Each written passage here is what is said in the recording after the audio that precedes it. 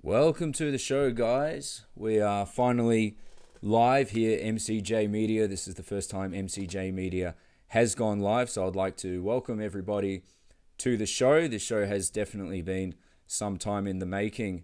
We've got a great show lined up for this evening. We're going to be tackling some great topics, otherwise completely ignored by the mainstream media, with the exception of Sky News, of course, which unfortunately is not reaching as many people as we wish it might. So today on tonight's schedule, we're going to be talking about the successes and the strides of which the Trump administration has achieved in terms of their jobs and the economic growth experienced over there in the United States, and the growth in the military and improvements to national security. Topics otherwise untouched by the mainstream media here in Australia. We're also going to talk about the obvious bias here in Australia regarding the coverage on President Trump and the Trump campaign. It seems that every time you turn on the television, whether it's ABC or SBS, all they're doing is bagging the guy out. They'll take a whole speech from him, they'll take out one thing, create a story about that one thing, whilst, say, ignoring the facts about the great job numbers, the economic growth, and the improved diplomatic relations throughout the world. So, being our first show, I've got a tremendous guest for us on board. He is a great friend of mine. He is the host from TheBestCloserShow in Washington, D.C., a true political expert. There's nothing that goes on in the Trump administration that Mike doesn't know about. There's nothing that goes on in American economics or politics or policy that Mike doesn't know about. So without further ado, I will bring on Mike. Let's see if he's here. Mike, can you hear me? I can hear you, Morgan. Can you hear me okay? I can hear you loud and clear. How you doing? Doing very well. Thank you for having me on the first show on MCJ Media Live. This is awesome. I'm glad to be here and to talk all things Trump or politics, including, you said, mainstream media. In my case, I named them opposition media because they've proven to be just that over the last few years, right? That completely makes sense. It seems that so very often they work against the will of the people and what the people really want. And what do we want? We want well-paying jobs. We want our industries to thrive. We want to protect our borders. We want to be safe. So, Mike, it really is very fitting to have you here for the first show of MCJ Media. For people unaware, Mike runs a very popular show in the United States called The Best Closer Show. I would best described as an independent news show. Mike's been running the show for nearly 4 years now, and I would say he's racked up hundreds of millions of views since launching his show back in 2016. So the show's gone through its trials and tribulations. It's been banned several times. It's come back. Mike keeps fighting for his country and to put out unbiased news of an independent nature. So it's very much fitting to have Mike on the show this morning. So Mike, just wanted to thank you again for being on board. Now, as you're probably aware from our conversations, Mike, there is a tremendous bias in the Australian media regarding everything Trump related. So every time you turn on the television, whether it's ABC, SBS, our state-sponsored news, which I suppose could be described as the opposition media because they seem to more often than not represent against Australian interests, or whether it's, say, Channel 7, 9 and 10, we tend to see silly bits of news regarding Trump and the Trump administration. It really appears that here in Australia, the mainstream media tends to parrot the democratic leftist news media narrative that goes on in the United States without a great deal of investigative journalism from our side, rather just repeating the leftist talking points.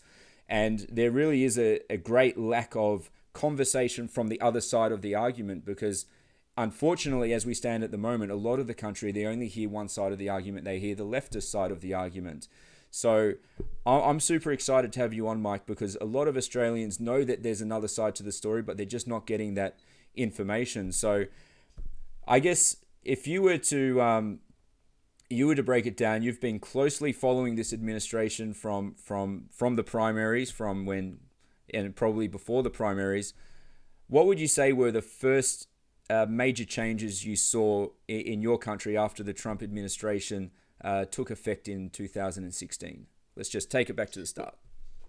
So even addressing what you just said about what people do and don't know about the Trump administration, that's the reason that they're so misinformed and that it seems that opposition media is out of touch, is because the kids today that were about 10 to 15 years old under the most dangerous leaders administration, Obama, are now first-time voters. And they learn to get things in quick doses of hashtags and headlines. So if you read the typical hashtag and headline, 99% are horrible.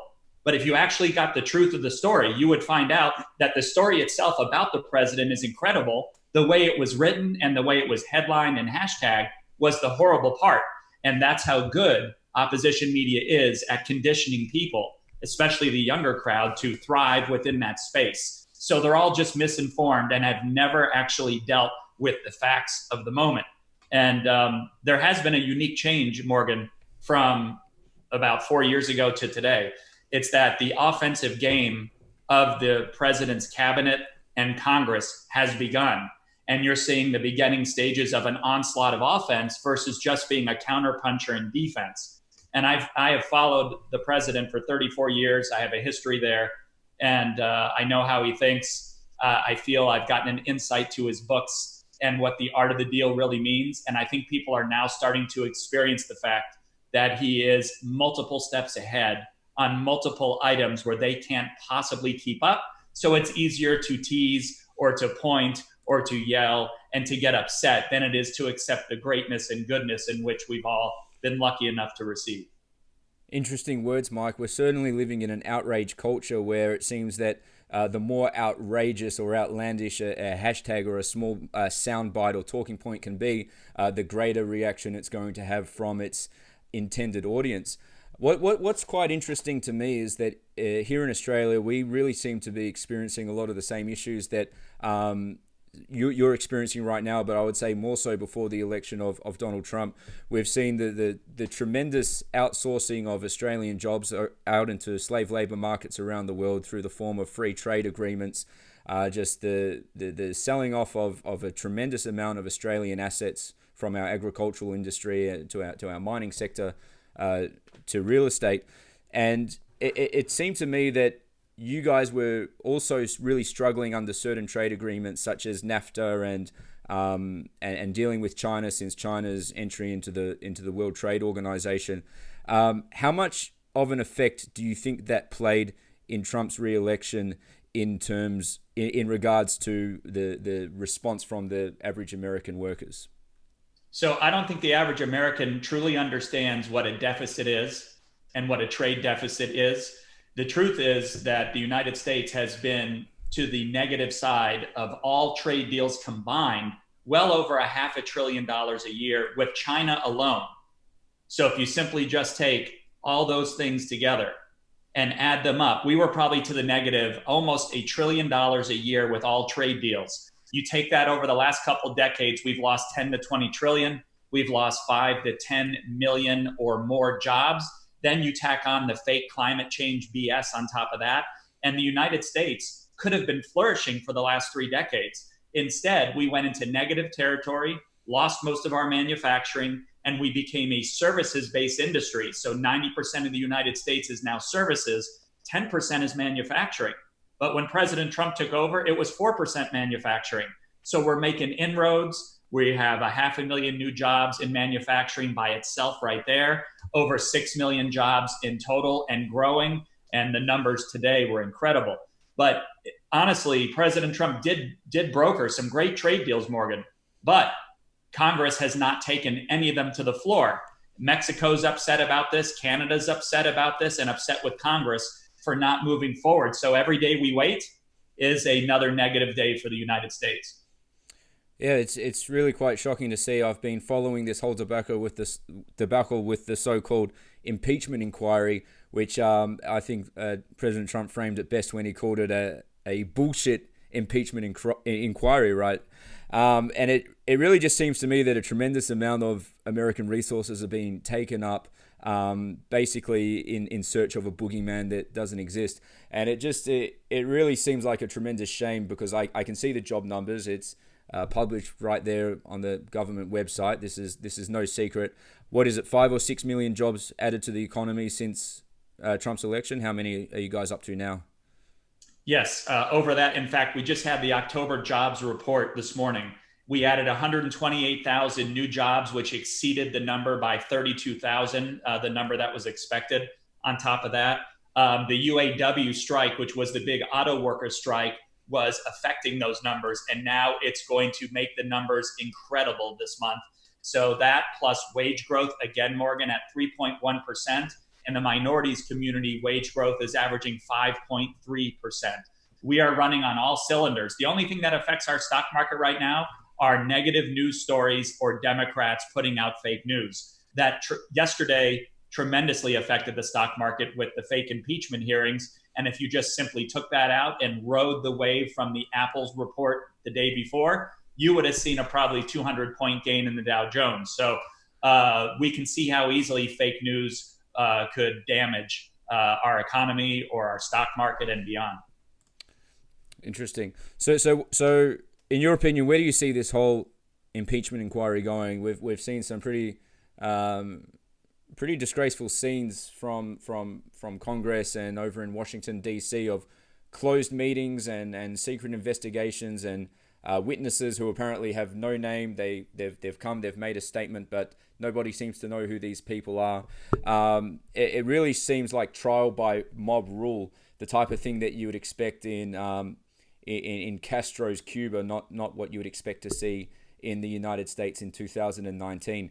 It really looks like a very serious and troubling time where you've got one political party, being the Democrats, really making an attempt to unseat a legally and duly elected president. So do you feel concerned about the state of democracy in the United States, and how do you see this playing out, and what do you think needs to be done to set the path of democracy straight again?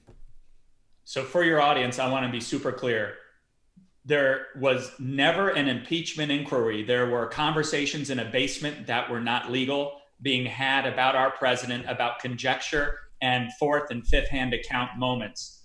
Yesterday was a step in the process to get to a committee to be able to move forward to an impeachment inquiry, which will take multiple weeks of wasted time.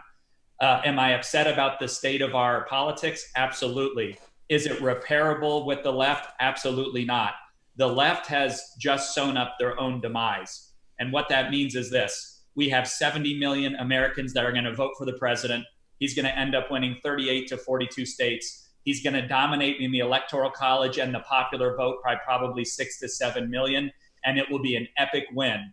The Senate will not take up impeachment, but even if they do, they're going to see that they would never achieve the numbers necessary to move forward. So the best thing I can tell your audience, the president will not be removed from office. We are going to have a second great set of 4 years when the president is inaugurated again, and it's going to be beautiful times. Is there any way to repair it with the left? I don't see that. I see the left turning into a socialist party completely, and a few fringe groups trying to grasp onto what was left of the old Democrat Party. And Morgan, if you ever saw a John F. Kennedy speech, and you can go back to just a couple of them on YouTube or wherever you watch, you'll simply see that John F. Kennedy would be a Republican today with everything he stood for.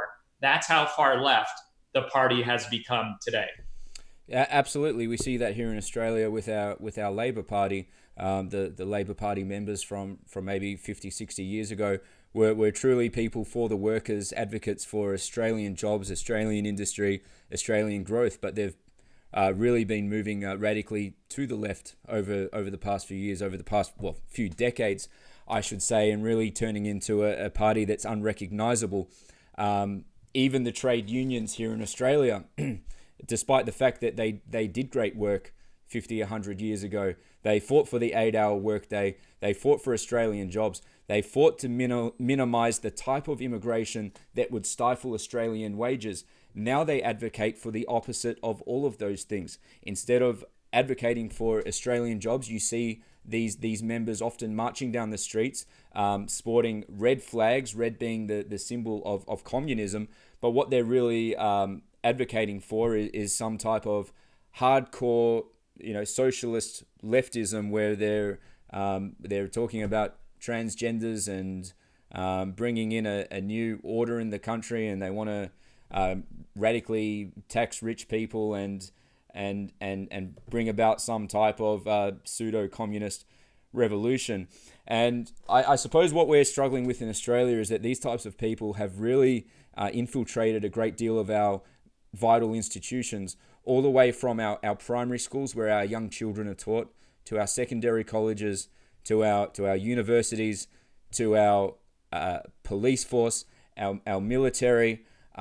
We had a member of the New Zealand Navy, a high-ranking officer, recently come out encouraging members of the Navy to paint their nails and to wear eyelash and makeup. Now, Mike, I hardly can believe that the Navy is a place for painting nails. These people, of course, need to be ready to defend our land at any time, right? Their fighting capabilities need to be on point. Now, this is a huge cultural problem here, but it also transpires to an economic problem, because these same people pushing the perverse cultural agendas here in Australia, they also advocate for economic destructive policies that, if ever brought about, would bankrupt Australia and send our country completely down the toilet, worse than what we've seen in Venezuela. They want to shut down mining, and they want to end our coal industry. So how do you've dealt with a lot of the same stuff over there in America, but I feel that there's been a tremendous surge of independent online people, you being one of them, Mike, who have decided to take a stand, people getting behind their microphones, getting live on Facebook or Periscope or another platform to espouse their views that this type of cultural agenda is wrong and it undermines our freedom and everything that is good. Do you think there's been a significant turning of the tide on that cultural front, or do you think there's still a tremendous amount that needs to be done? We have a long way to go, but what the president did do is that he spoke up for the common folk who never had a voice. For example, you mentioned coal. Well, when Hillary Clinton said we're going to put coal mines out of business, she actually kept her promise. They did put them out of business. We lost over 70% of coal manufacturing. And just look at the Rust Belt in the United States, even in West Virginia by itself. Today, West Virginia is now the number one in 3 categories financially, and has had a turnaround in 1 year that is beyond belief. And the fact that the government or someone in government could step up and make a statement saying, I'll put the coal people out of business, was sad in itself. So go back to your culture question, have we turned the tide yet? There are a lot of people that are now awakened to the fact that things were being done against us and they didn't even know it was happening. So they're more woke, as people say. But there are still many misinformed youth between the ages of 18 and 30 that were probably now going to be first-time voters in the next election that are angry and have lived off that hashtag world. And so they go in with no knowledge of the facts of the numbers of what has taken place financially, the best economy, the lowest unemployment, the most jobs created. Those are just some economic indicators. The trade deals represent the United States and the farmers better than representing China and all of the people we trade with. And we have a lot in common that way. Your government won't allow you to tap into the resources to make yourself financially viable for the world and to be one of the top 5 players in the world on multiple things that are below your soil. If the government just gave you the ability to do that and stop worrying about migrants and bringing in migrants to steal the jobs of all the citizens, you would be flourishing in a big way. We have to get out of our own way sometimes. And right now, there are still many people fighting back about getting out of our own way when it comes to these items. Wow, so many great points in there, Mike. I'm trying to unpack a few of the things you've said. Several of those points you've made, if not all of those points, really do mirror the problems that we're facing here at home. I think it's important to note that President Trump has really gone above and beyond to help your farmers. Correct me if I'm wrong, but during this trade war with China, there were some restrictions and some tariffs imposed by China that affected American farmers. And at the time, the media went crazy and they said, "Oh, Donald Trump has waged war on farmers."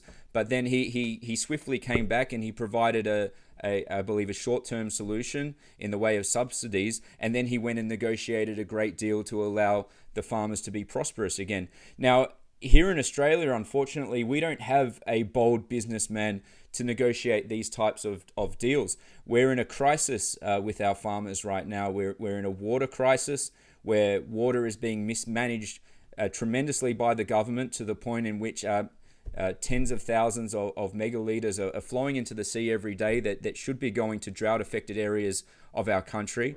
Farmers are being charged $950 a megalitre, which is just completely unsustainable for running a farm. They're under an extreme amount of pressure. And then on top of that, as a way of, and I don't really understand the logic behind this, but there are certain farmers who are now being charged increased fees for licenses for export. So it seems that in addition to the harsh environmental state of Australia, and it's always been like this, it's not climate change, we've experienced these harsh conditions from day one, to the mismanagement of water, we've now got a terrible situation where farmers are committing suicide, and on top of that, the government is really squeezing them for every dollar they've got in terms of water and stupid bureaucratic fees for exporting. Whereas I look to see what's going on in the United States, and I see certain sectors being incentivized by the government that are doing it hard, propping up of industries. So I'm really interested to hear about the farmers that suffered short term because of some of the trade disputes with China, and the steps that the Trump administration took to get those industries back on track. Sure. First, your country is playing a very dangerous game, your government, with the resources in which you have available, and without big voices like some of the ones we've been talking about in our past when you've been on my show, like Fraser Anning and others. Losing voices like that is a setback for the future voices of Australia.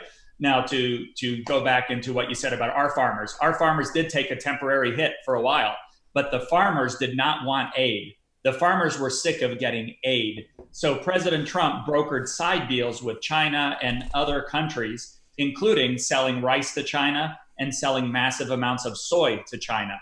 And with that said, he actually brokered most recently a $50 billion deal for all of that stuff, which far exceeds what our farmers can provide, forcing them to expand their farms, invest in their farms, and buy and lease new farm equipment. And there's a lot of good tax incentives to be doing that right now when it comes to expensing. So overall, the farmers are going to flourish in 2020, 2021 and beyond with greater profits, higher yields with overall, it's just going to be better for the farmers. But I have to say thank you to them for being able to go through this pinch of time that really probably put their families, their bills, and many things behind. But because they stuck with it, they're going to get the ultimate payoff over time, Morgan. That's going to be a beautiful thing to watch. I like that. I think tax incentives are a terrific way to instigate growth in any industry. It's definitely against common sense to further punish an industry that's already suffering. So I'm happy to hear that things are going well on that front. Now, going back to the Australian media, Mike, as I mentioned before, our coverage is, I would say, 99% negative, apart from people who tune into Sky News. Now, that's on cable television, and they've only got about 500,000 subscriptions out of a country with 25 million people. So there's really very few people being reached by Sky News. We do have tremendous voices on Sky News. We've got Peter Credlin. We've got the great Alan Jones, who's probably the most powerful voice in Australia for conservative commentary.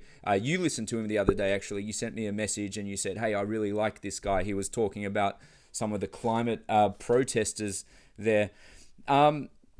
What do you see as being the trajectory for the next 12 months to finish off the first term of the Trump administration? What do you see being the key developments over the next 12 months?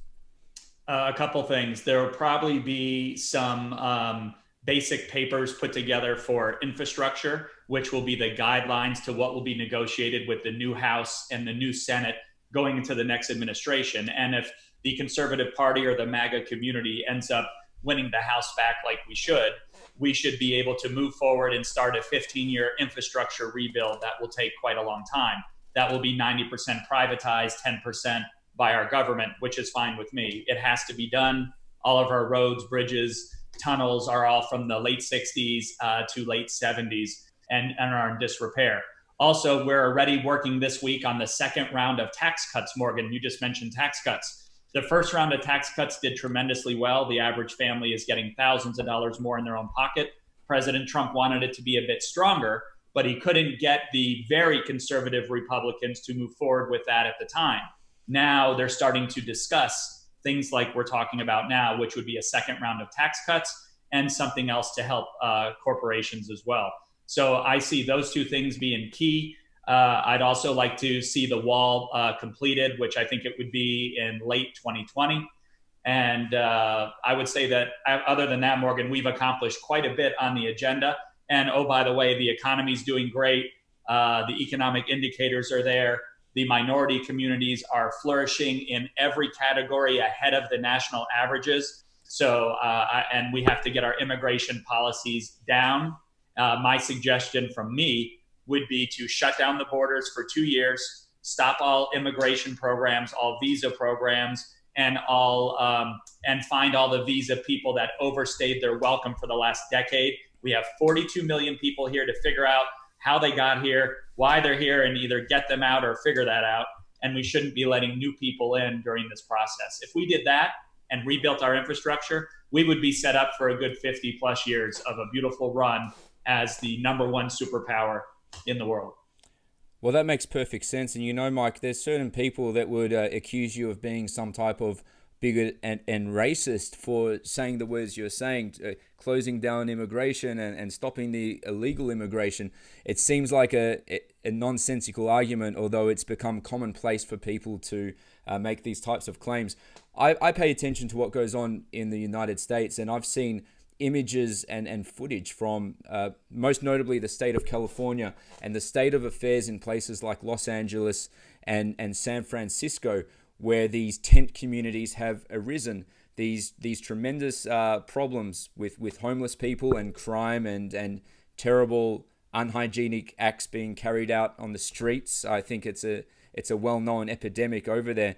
So I don't quite understand the psyche behind your opposition, who are advocating to keep the borders open at the expense of people who are paying their taxes and going about business. It seems to me that there is a huge growing movement of Trump supporters who are Latino and Black Americans. And I'm not sure the last time there was such a groundswell of support from those communities for a Republican president or a Republican candidate. So could you go into detail about the growth in minority support to Trump? And I don't think it happened overnight, but it seems to be something that's snowballing, perhaps thanks to some of these great leaders like Candace Owens and many others who have put the voice out there and who are promoting not so much Donald Trump the man, but the policies behind the administration, which is really what we should be looking at, right? Jobs first, wealth for the country, take care of ourselves, clean up our streets, then we'll help other people. So if you could sort of take us through maybe like a bit of a timeline of this minority support, I would very much like to hear that, because this is most definitely nothing we hear on the Australian media. People think he's just some racist white guy that hates blacks, he hates Latinos, he hates gays, he punishes them. Yet we look at the jobs reports, black jobs, Latino jobs, they've never been so great. So I'd like your insight. Absolutely. And let me first comment on your homeless comment about what's going on in California so the viewers have an understanding. San Francisco and Los Angeles, just as a snapshot, San Francisco spent $13 million per month to clean up urine and feces from the street.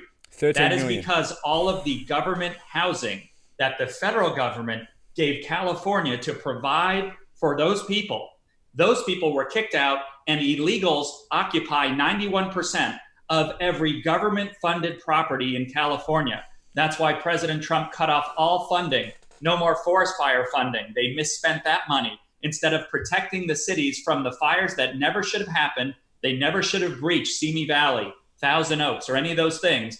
They spent that on sanctuary status and sanctuary cities. So what they've done is given themselves the biggest self-inflicted wound of all time. There's always been enough money to solve this, Morgan. It's how the money was misappropriated by criminals, not that call themselves politicians. So I wanted to touch on that first before I now jump into your comments on the minorities. So here's where we're at.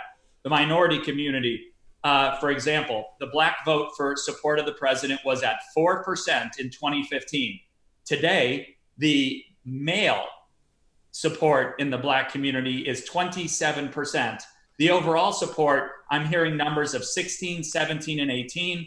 I'm happy with 12, 13, and beyond, because that's the magic number that freaks out the Democrats. So all minorities, including the Asian, Black, Hispanic. You can look at the growth in the handicap, the growth in the military, all of those things, support for the president. Unemployment is down for all those categories. The average wages for all of them is higher than the national average. So between 2015 and today, we have seen in some cases a tripling or quadrupling of the original number. And the number that scares the left the most at the time was the black support for the president, which they continue to say is at an all-time low. It's never been at this high for the Republican Party in our history. It's really astonishing to me, Mike, to see these great increases in jobs of communities that perhaps were historically marginalized in several ways.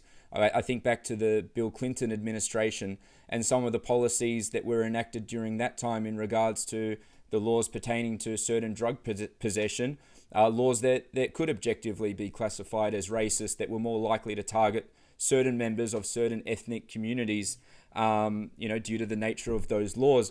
And then we see a president like Donald Trump come along, no history of racism, unlike the Clintons, who are well-known former associates, or maybe current associates, I don't know, of KKK members, Robert Byrd and all those really nasty characters.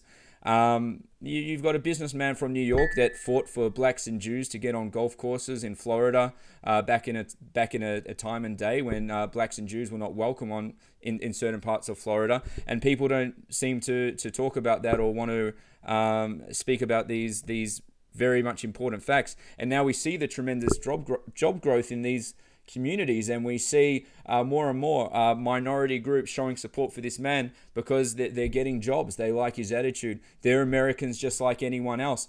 People are starting to wake up and reject the race-baiting identity politics bullshit being pushed by the Democrats and the lefties and the Greens over here in Australia.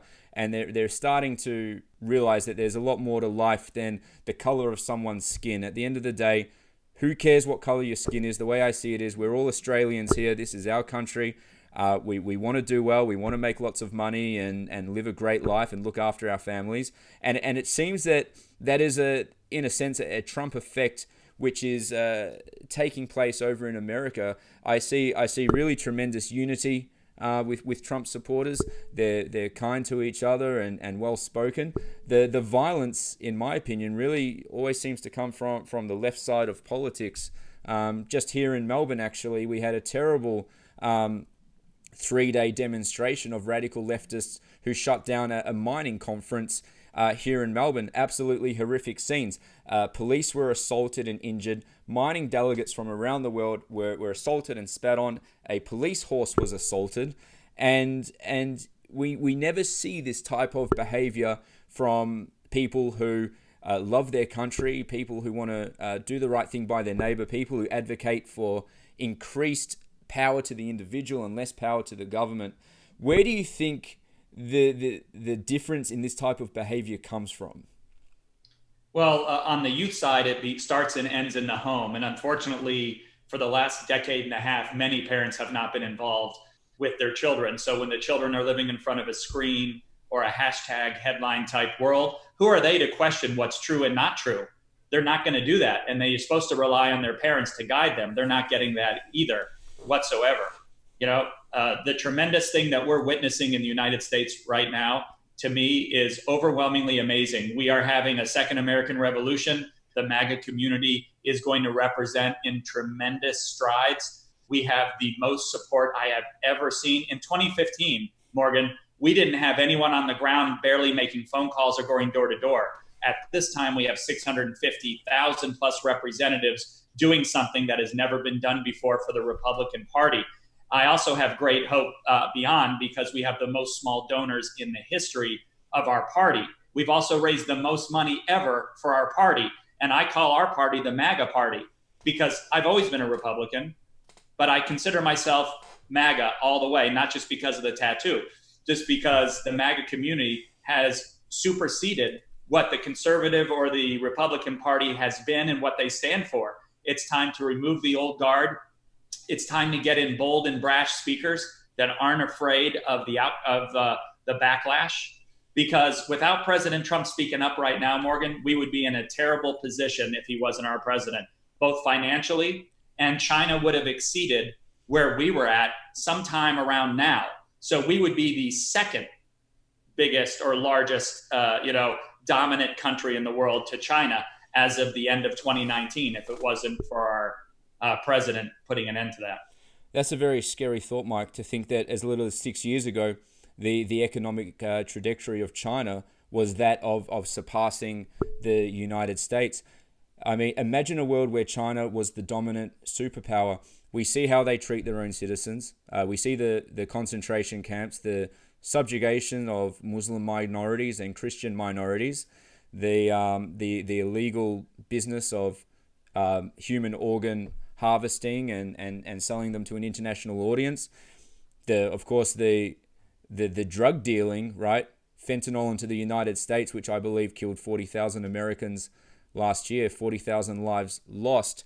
It's hard to say that that's not an act of war. So I see President Trump actually making moves to stop the flow of dirty Chinese fentanyl into America, as he has made moves to improve many situations that perhaps a lot of people in Australia may be unaware of. I'm also aware that billions of dollars were invested into dilapidated black neighborhoods to reinvigorate communities throughout the United States. I understand that measures have been put in place to protect animals from inhumane chemical testing and other types of testing. And of course, we see tremendous tax incentives to stimulate job growth. So things seem to be going good. Of course, nothing is perfect in this world and nothing is ever a smooth ride. It just seems that the media is more concerned about Twitter than they are about the livelihoods of the people of the country. Truly a shame, but I think people are beginning to wake up. Don't you think, Mike? This is a ride of a lifetime, Morgan. It's a ride that many people think that they can just get on and be part of, but you can't. In the MAGA community and the supporter of all things that could or end up being in a more conservative twist to it, you need to be engaged. You need to be part of the solution. You need to be bold and brash yourself and start ripping the Band-Aids off and saying the things that are the truth. Yes, there's backlash from that. Yes, you get death threat. I've done it all. I've been through it all. And none of it is fantastic to go through, but the outcome and the end result is absolutely beautiful. So I didn't realize that I'd be doing this 7,000 hours later, 4+ years later, the most consistent broadcaster. I didn't even know I'd be doing this just to talk about our president. But when you engage yourself, it's a beautiful thing, like you're doing for your community and in Australia. And if more people started to speak up, which I clearly see is happening, the main thing that we need to see, Morgan, is our legislative representatives, as we've seen in the last 5 days, come out of the congressional closet and start introducing themselves to the world and become the story. No longer can you sit back and give a soundbite or a written word. You need to testify and show people who you are and what you stand for, or you shouldn't have been elected in the first place. You had a few people like that. Unfortunately, one that I like very much, Fraser Anning's no longer there, but you needed people to be the anchors of that movement. And by losing an anchor, it could devastatingly set the movement behind. In our case, Morgan, we have 70 million people ready to do the same thing that our president's doing. And that's the similar movement I'd love to see grow within your conservative movement. Well, we certainly need a movement to develop in Australia more so than what has transpired up until this point. It may take perhaps a few years for things to get worse before they can become better. Because as it stands at the moment, most people in Australia are doing well. We're still one of the greatest, most fortunate countries on the face of the earth, and people are still making reasonable money and paying their bills, but we're getting squeezed harder than any time ever before, and our industries are disappearing in front of our eyes, all the way from our mining industries to our great agricultural industries.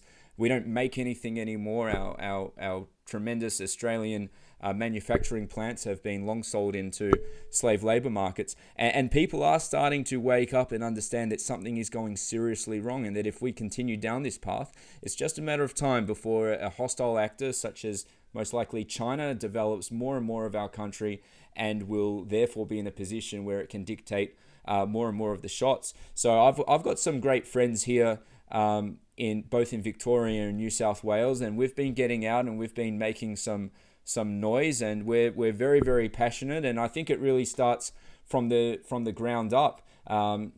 Small victories, a lot of small victories to create big victories. There's so many opportunities for Australians to get involved and to start fighting for their country. I'll give you a small example, Mike. An affluent suburb to the east of Sydney, one of the richest places in the country. You're not buying a property for less than $2.5 million. These are the wealthiest people in the country. They get together.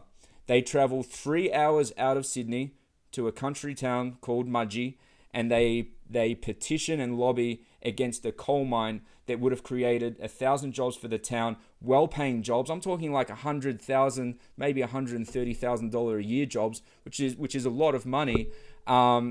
Yet these wealthy, privileged people were able to have this job shut down. And you think about the onflow from 1,000 jobs in a rural community like that. It's not 1,000 people that benefit, right? It's the whole family. It's the community. It's the local businesses. So and at the moment, these destructive left-wing advocacy groups that are waging war on the working class in Australia are by far and large going unchecked. So there's so many things that we could be doing, and I've got some great guys on board, and I think people from around the nation need to take a page out of the MAGA movement and get active, and to get out there and to put pressure on the local council that don't represent us. In fact, most Australians hate the local councils. We don't understand why they're there, how they were elected. They don't represent us, and I do find it very inspiring to see the unity that you have in your movement, to see these meaningless former divides of race being broken down, and to see people unite on something much more powerful, which is a shared mindset, a shared vision of the future, and a shared camaraderie and respect for each other, not as a black or white person, but as patriots on one path in life. So yeah, that was a little bit of a rant there, Mike, but basically what I'm saying is we need to get our asses active, because if we don't, we'll be speaking Chinese in 20 years, and Australians will be in Chinese-style communist gulags saying, what the hell happened? It's truly unfortunate, and it's very scary, because what you said is highly possible with the selling off of your resources, and it does scare me that you don't have the voice of someone to put people in their place and to stop the processes that have been plaguing your financial markets for a very long time, let alone your jobs market and beyond, and where people are concentrating and where they live. And the dense populated areas make it very difficult, especially with all the migrants. So I know it's been rough for you guys. I can tell you that we felt the same way prior to President Trump. We thought, well, we have the worst economy we've ever had, darn close to it. We had the smallest military since World War II. We were put in a position of apologizing versus American exceptionalism. That is all back now. And I want to thank you very much for the interview you did with me on TR News to help me, because what I've gone through to be deplatformed on Periscope and YouTube, to now have my own Best Closer Show website, was I want to say it's due to the people that watch my show. They made it happen because they were hungry to continue to get the truth from the MAGA patriots they enjoyed the most on new media. new media has a very small platform, Morgan, compared to opposition media. We represent 6% of all eyeballs and ears versus all other sources. So we have to be louder, bolder, brasher, and give truth bombs where people aren't ready for them, while having proper dialogue about the subjects we're discussing and being a good steward of the facts. So when you don't know something in new media, then you tell them it's rumor or you haven't checked it out, but certainly don't boast as something that it's true when it isn't true. There's a lot of that going on. But I can tell you, a tremendous help to my show, and have made many appearances. I think 14 appearances over the time, and have helped my show make a great comeback as on the new website, bestclosershow.com. So I want to thank you for everything you did to lift it back up with the great group of people that are watching right now. Perfect. Well, it has certainly been a pleasure to be a part of your show, Mike, for the past 14 months. And I think, about probably 14 months, about 14 appearances. And I want to thank you for your time today. I think we've had a great informative session here. And I think you've really helped to shed a lot of insights with those tuned in today pertaining to the state of affairs in America and the Trump administration. And we really do need to get more involved on the independent media front, Mike. I think it's interesting what you mentioned. And I suppose the beauty and power of independent media, people such as yourself that are getting out there and putting information, is the fact that you're not beholden to some big multi-billion-dollar corporation that essentially set guidelines regarding what you can and what you can't talk about.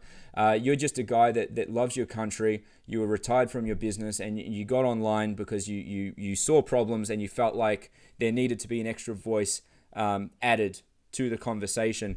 And that's really how we get, in my opinion, how we get truth and reason back into our country. I think it's very difficult to just simply live off the so-called mainstream media. We need independent people who don't have an agenda, who are funded by the people, producing news for the people, to hopefully get some common sense back. Common sense like when your president threatened to impose tariffs on Ford for manufacturing cars in Mexico, right? Common sense like that to bring manufacturing back into the United States. Here in Australia, we'd love to bring Ford back here. The Ford jobs that left, we're still devastated about those jobs. But Mike, I really want to thank you for coming on. And how can people find you to find out more about your show and what's going on in your neck of the woods? Great question. In fact, I saw some comments in the chat, so I want to remind people, I was deplatformed from Periscope as Morgan did a great interview with me not long back. And we were getting almost 2 million views a week some weeks, on Periscope being the number one, the most consistent broadcaster. After being deplatformed and not welcome back for reporting on the shooting that took place in Christchurch, that's what I got in trouble for. Then I was deplatformed from YouTube after gaining a massive audience in less than about 7 weeks. Once I was deplatformed from there, the viewers got together with me and said, we would like to help fund a website, whatever it takes. And many viewers stepped up to the plate to say, don't leave, don't retire from this, come on. So we built bestclosershow.com. It's $5 a month. There's no commitment. You don't have to take it for more than a month.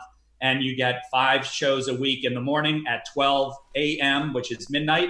And then you get a Friday afternoon show called Closing Time, which has a ton of cursing in it. It has a week's worth of news, only the way I read it and speed read it.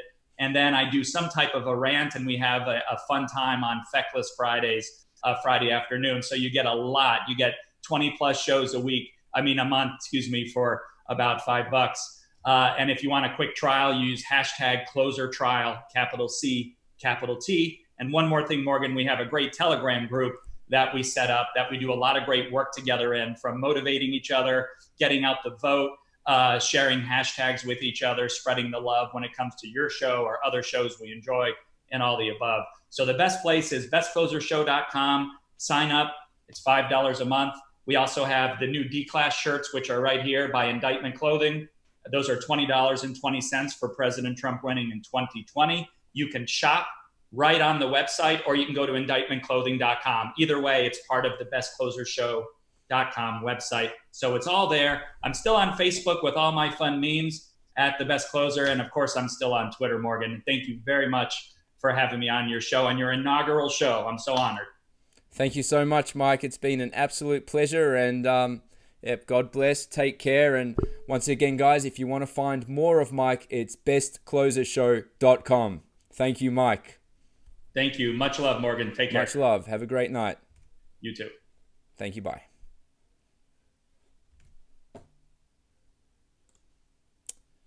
All right. Thanks, guys. Thanks for tuning in. I hope everybody had a great time, and I hope that was an informative session. We'll certainly be back for more soon. Very, very, very keen to get this live broadcast happening on a regular basis. There's a tremendous range of different issues that we need to discuss here in Australia. We've, of course, the travesty going on with our farmers. We've got crime epidemics breaking out all over the country in places that you may not usually suspect or hear about, places such as Townsville. Our jobs at risk, our industries being swallowed up by China and other hostile actors. So if you haven't subscribed yet, go ahead, click the like button on Facebook, or go ahead and follow if you're watching on Periscope, and I'll catch you for the next broadcast. Be safe. Have a great weekend.